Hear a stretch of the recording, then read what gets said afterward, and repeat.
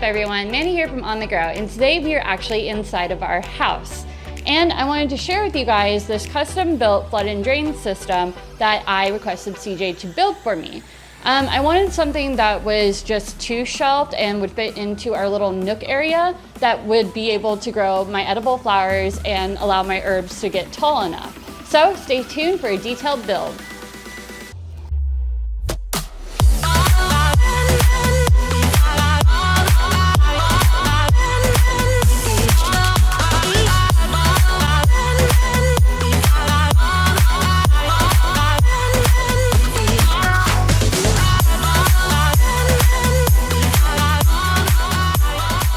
Okay, so what we're gonna do first is discuss how to cut the actual EMT to build the frame. So the first thing that you're gonna need, obviously, is your EMT pipe. We get the 3/4 inch because that's what works with the maker pipe connections. We get them in 10-foot sections from Home Depot. You can also get them from Lowe's, and I think like Walmart sometimes sells it and other hardware stores. Second thing you're gonna be needing is a measuring tape so that we can mark out our cuts. Permanent marker so that you can actually mark those cuts from the measuring tape.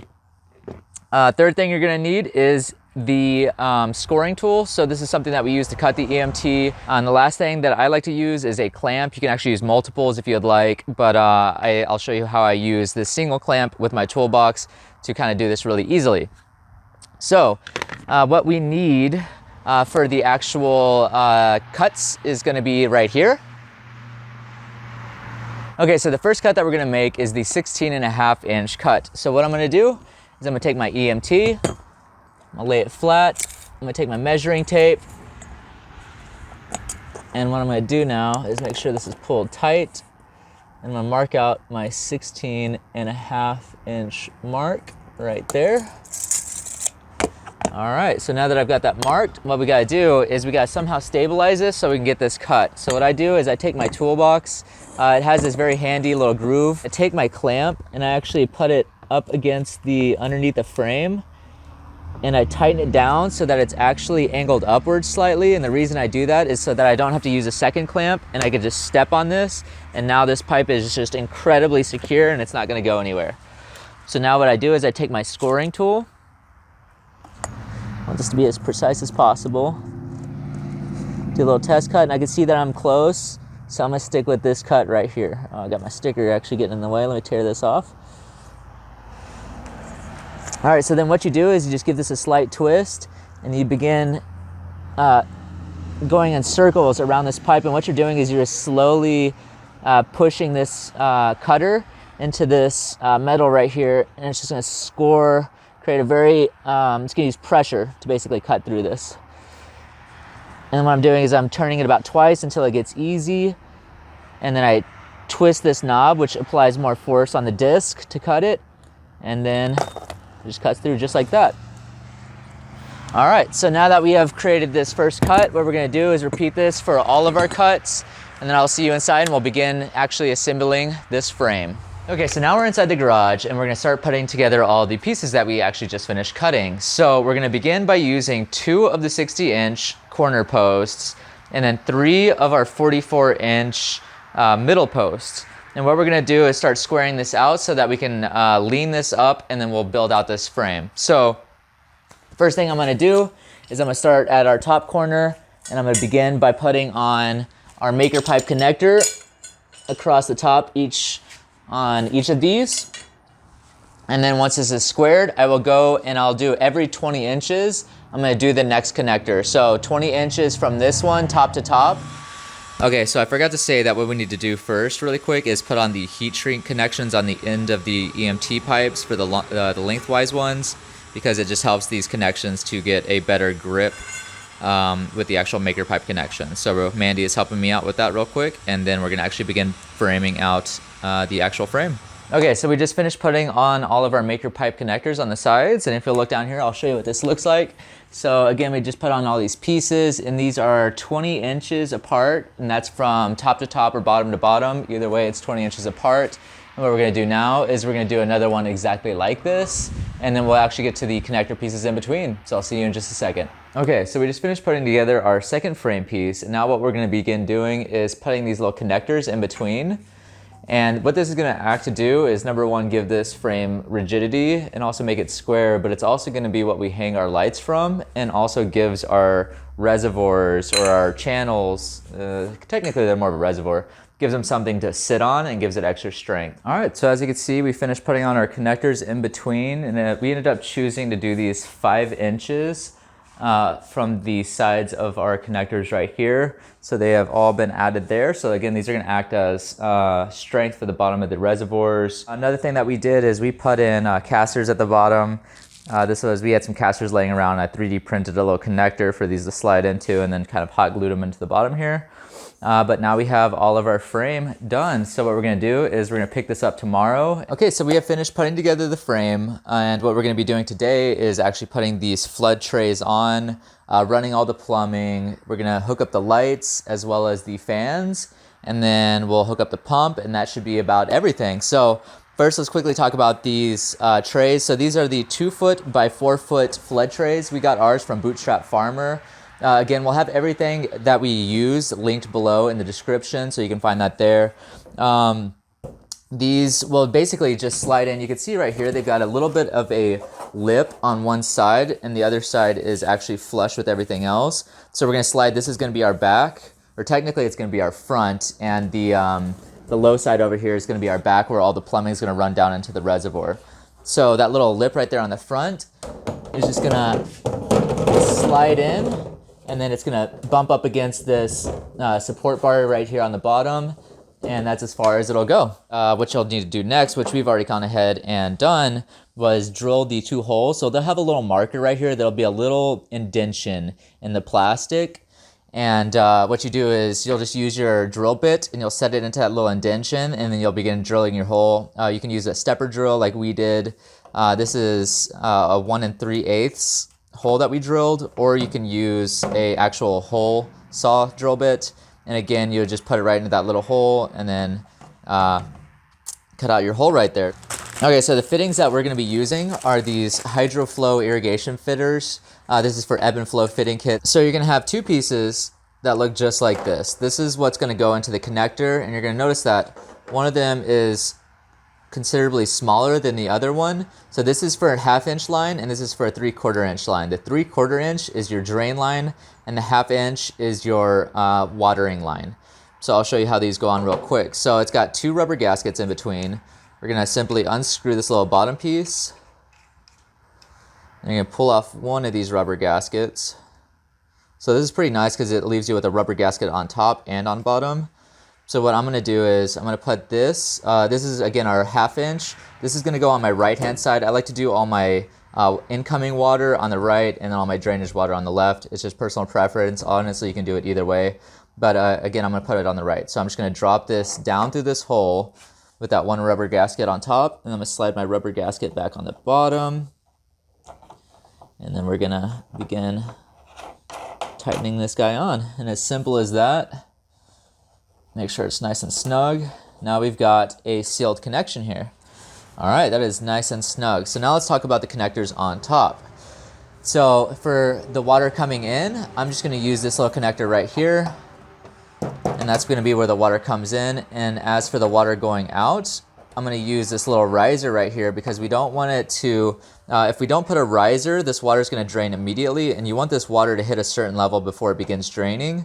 So I'm gonna do the riser, and then I'm gonna add this other connector, this little filter right here on top of it. All right, so I've got the connectors on both of these now. So what we're gonna do is begin running the actual plumbing down. So you're gonna need some 1/2 inch vinyl connectors for your water inside.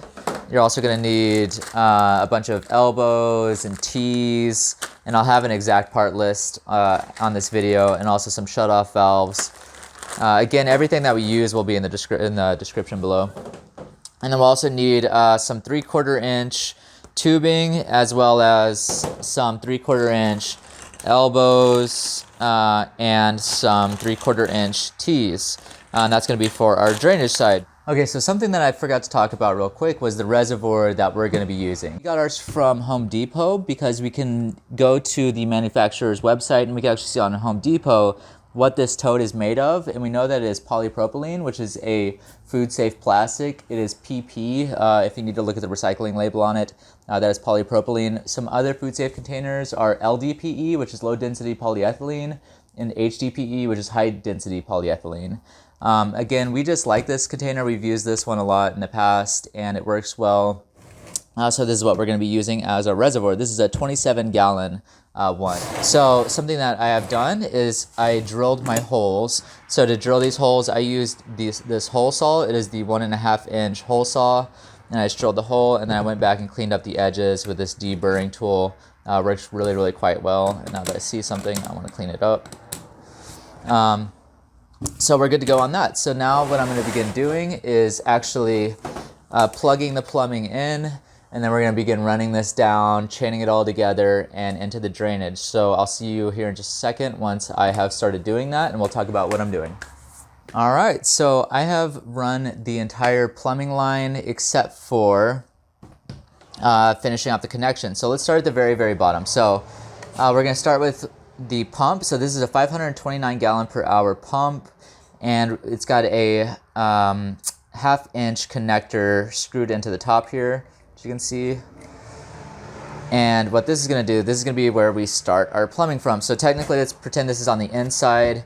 What we're going to do is we're going to take a connection, and we're going to connect this to our actual plumbing line right here, and then I'll explain all of these different pieces. So the first thing we're going to do is we're going to elbow that over into a T. And the reason we're T'ing this is because I want this line to be able to act as a way for us to drain this into a bucket if we need to, so that we can empty the reservoir and change out the water whenever we need to. So what we've done is we've got it teed off into a shutoff valve that I'm going to leave off most of the time until I actually need to pump the water out. And then the way I would do that is I would shut off this other shutoff valve just after it. So what this would do is it stops all the water from going to these flood trays, and it would instead direct all the water back out through this first connector here so that I can empty the water. So quickly again, so we're going elbow into a T, and then we have a shut off over here, shut off right here, which goes into another 90-degree elbow into our T. And the reason is we want to run our first plumbing line. This is going to be our first flood tray right here. And then we're going to continue the line. So we're going to go elbow into elbow into elbow. The reason I did that, I just wanted to get it, make it look nice over here and uniform. And then this elbow runs all the way up, which elbow is over again into another elbow into our top flood tray here. So it's a lot of elbows involved. Actually, I used every single elbow that I had. I could do this differently, and again, it's kind of a personal preference how you want to do your own plumbing. This is just the way that I wanted to do it. I wanted to have the ability to pump the water out when I needed to, and I don't need the shutoff valves because we'll always be flooding both of these at the same time. So that's about it for the actual plumbing of the flood channel. So now I'm going to do the drainage. So I've kind of started it here. So we've got our 3/4-inch line running into an elbow over to our side here. And the reason I did all this on the side is I just wanted to look clean and not have all my plumbing right here.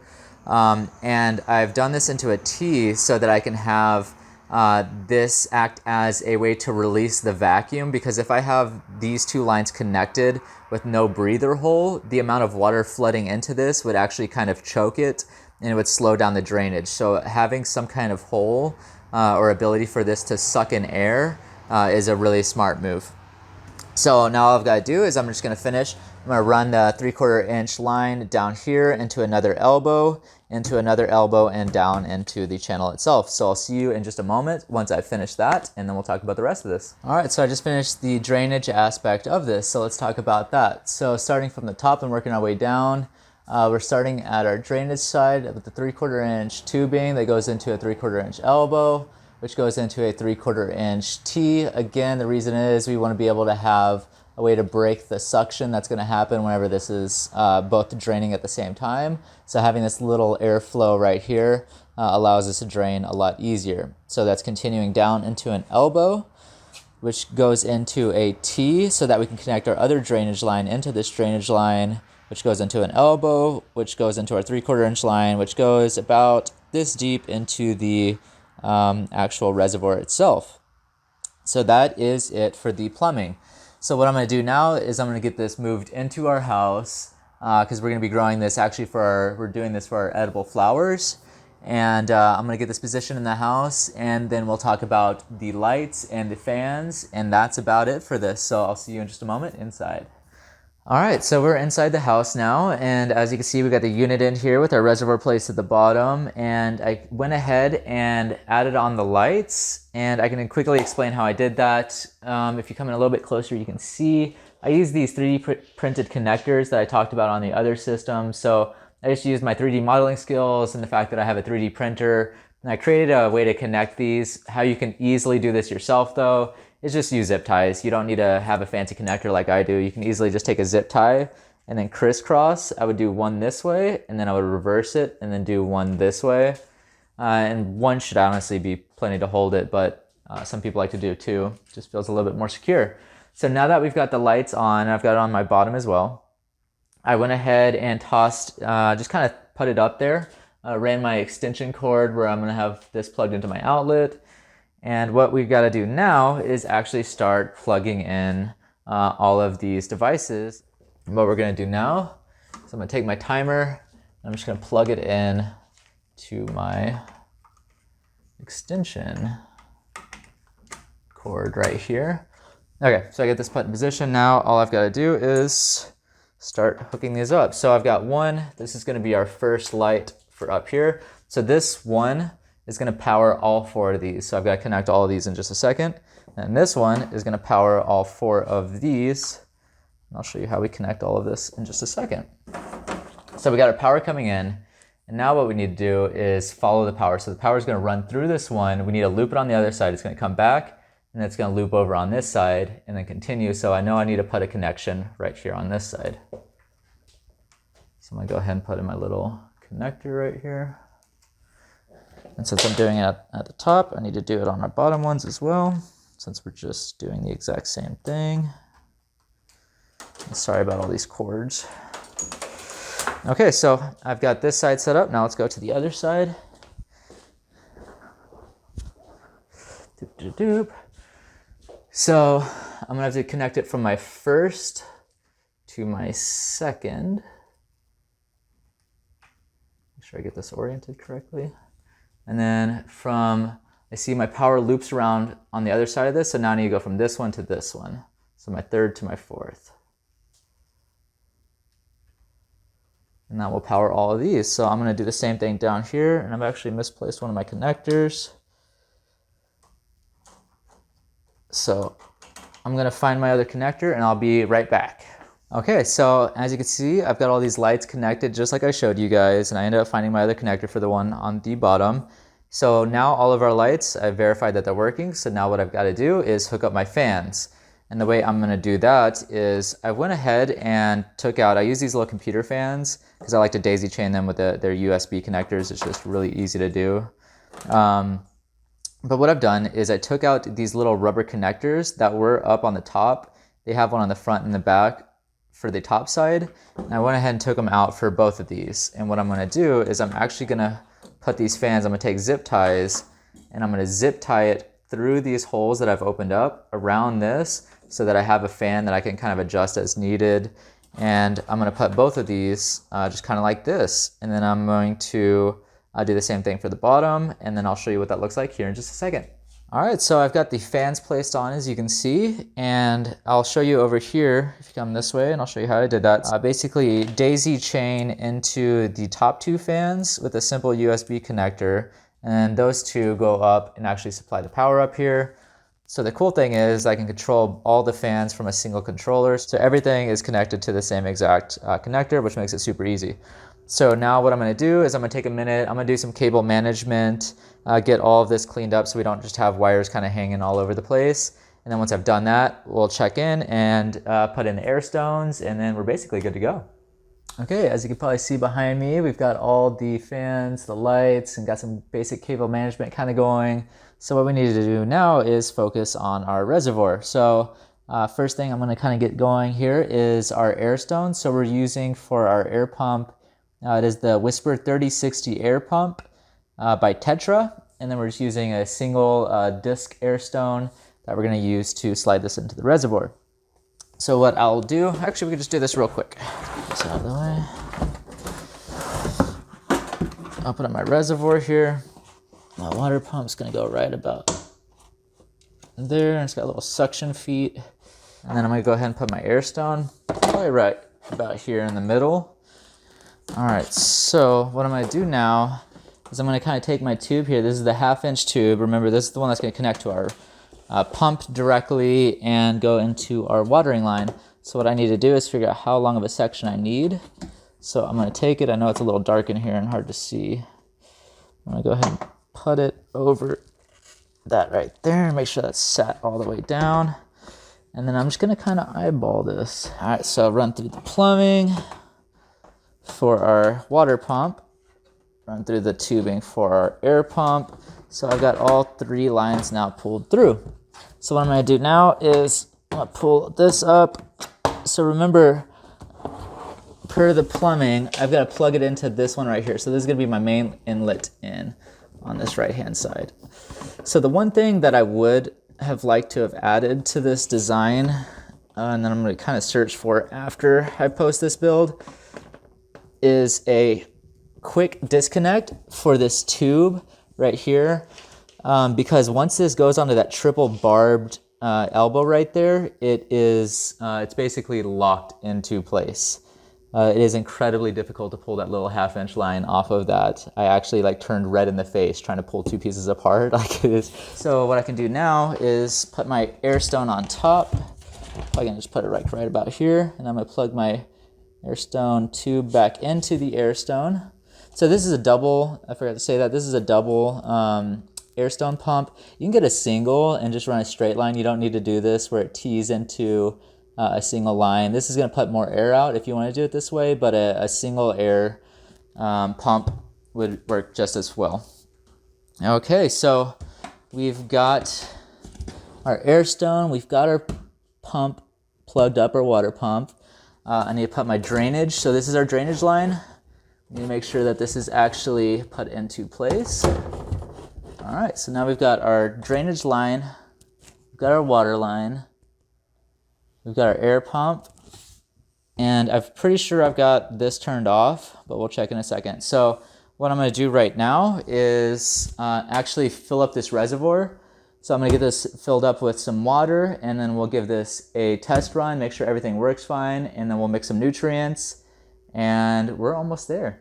Okay, so I forgot to explain one of the timers. So the pump timer I actually didn't have hooked up earlier, and I had to kind of rearrange, so I wanted to explain that. So I had to redo my lights to where I put a triple extender on one side so I can have my 2 lights plugged into it and not have the other one blocking this outlet right here. So now I've got my new manual timer that's for 15-minute intervals for my pump on this side, and Mandi will get in close there and kind of show that. So you can see that timer right there. It's kind of tucked into the back and hard to see, but I just wanted to show that I actually did plug that in because I forgot to explain that one. All right, so we have finished building this custom flood and drain system. So I had a lot of fun doing this, and this was something that was designed to fit into this space. This is something that we encourage people to customize and make their own. You know, we actually built this one so that we had really tall shelves for crops like basil and some other flowers that Mandi grows to be able to grow really tall on this. If this is for microgreens, you can actually do these shelf spacings a lot tighter. You don't need to be so tall. So that's something that we encourage people to do, is make this their own and make improvements on. You know, this is the first build that I've done on this. So I think that there's a lot of room for improvement on this, and I'd love to see what the community can come up with to improve this design. So all that being said, I hope you guys really enjoyed it, and if you did, please give us a thumbs up. If you dislike it, give us a thumbs down. If you have any questions or comments, please leave them in the section below. If you'd like to subscribe to us, we do lots of experiments, we do lots of builds. Please subscribe for more like that. And if you would like to, our Instagram is @OnTheGrowFarms. Thank you so much, and have a great day.